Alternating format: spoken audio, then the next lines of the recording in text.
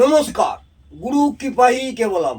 আজকের আলোচ্য বিষয় হচ্ছে যেসব জাতক জাতিকাদের জন্মকুণ্ডলিতে রাহু গ্রহ অশুভ অবস্থায় আছে, সেই সব জাতক জাতিকাদের কি কি রোগ হয় সেই নিয়ে আমি বিস্তারিত আলোচনা করছি। রাহু গ্রহ অশুভ থাকলে জেনারেলি ক্যান্সার হওয়ার সম্ভাবনা থাকে। যেসব জাতক জাতিকাদের রাহু গ্রহ অশুভ অবস্থায় আছে তাদের ক্যান্সার হওয়ার সম্ভাবনা থাকে। শরীরে কোনো রকম খুঁতও থাকে, জন্ম থেকে কোনো না কোনো একটা খুঁত থাকবে এবং ফোড়া, হুপিন কাশির সম্ভাবনা। হুপেন কাশি আপনারা শুনে থাকবেন, হুপেন কাশি খুব মারাত্মক কাশি, সেই হুপেন কাশির সম্ভাবনা থাকে যদি কোনো জাতক জাতিকাদের রাহু গ্রহ পীড়িত বা অশুভ অবস্থায় আছে তার বাচ্চাটি। চুলকানি, একশিরা, বা গুর্জের দ্বারে পীড়া। মনে রাখবেন, গ্যাসের রোগ, এদের সাধারণত গ্যাসের রোগ, যাই খান না কেন একটু গ্যাসের সম্ভাবনা থাকে। যদিও এখন সকলেরই গ্যাসের সম্ভাবনা আছে, কিন্তু এদের মারাত্মকভাবে একটা গ্যাসের সমস্যা থাকে রাহু গ্রহ যদি পীড়িত অবস্থায় থাকে। গুপ্ত রোগ, বিষক্রিয়া, কোনো কিছু খাবার খেয়ে বিষক্রিয়া এবং গর্ভপাত, মহিলাদের গর্ভপাত হয়ে যাওয়া, এই সমস্যাগুলোও দেখা যায় মহিলাদের ক্ষেত্রে। হজমের সমস্যা, দীর্ঘদিনের হজমের সমস্যা থাকবে যদি রাহু অশুভ অবস্থায় কাপড় বাচ্চাতে থাকে।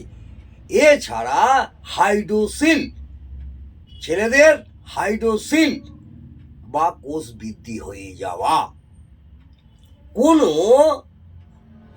রোগকে বিপদ থেকে বিপদগামী করা হলো এই রাহু গ্রহের কাজ, বা খারাপভাবে বাড়িয়ে দেওয়াই হলো রাহু গ্রহের কাজ। শ্বাস প্রশ্বাসের কষ্ট দেখবেন অ্যাজমাটিসের মতন হাঁসফাঁস করছে, শ্বাস নিতে কষ্ট হচ্ছে, এটাও কিন্তু রাহু গ্রহ অশুভ থাকলে এই রোগগুলো সাধারণত দেখা যায়।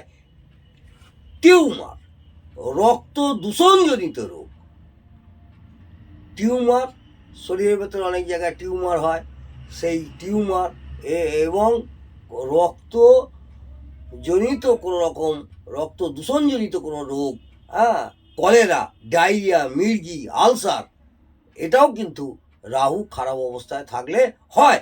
কিন্তু মনে রাখতে হবে, রাহু চন্দ্র শনির সাথে সম্পর্ক স্থাপন করলে মানসিক ভারসাম্য নষ্ট হয়ে যায়, এটা মাথায় রাখবেন। রাহু একই ঘরে রাহু চন্দ্র এবং শনি যদি একই সাথে একই ঘরে সম্পর্ক স্থাপন করে তাহলে কি হবে, মানসিক ভারসাম্য নষ্ট হয়, রক্ত সঞ্চালনের সমস্যাও থাকে, কুষ্ঠ রোগেরও সমস্যা হয়, মূর্ত গ্রন্থির রোগ, এমনকি কুচকি পর্যন্ত হয়। এছাড়া রাহুর প্রভাবে পুরুষের দেহে দ্রুত যৌন চেতনা আসে। যেসব জাতক জাতিকার রাহু খুব খারাপ অবস্থায় আছে, তাদের দেখবেন আলসার, মির্গি, ডায়রিয়া, কলেরা, এগুলো যেমন বললাম। পুরুষদের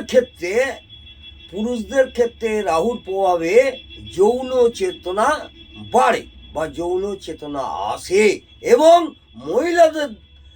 মহিলাদের দেহে পুরুষালী ভাব আনে। কোনো মহিলাদের দেখবেন পুরুষ ভাব, এই পুরুষালী ভাব আনে। বলে রাখা ভালো, অনেক মহিলাদের গোপের রেখা এবং দাড়ি হতে দেখা যায়, এটাও কিন্তু রাহুর প্রভাব। অনেক মহিলাদের রাস্তাঘাটে দেখবেন দাড়ি এবং গোপ হতে দেখা যায়, এটাও কিন্তু আপনার রাহুর প্রভাব। এমনকি পুরুষের মতন কণ্ঠস্বরও হয় মহিলাদের।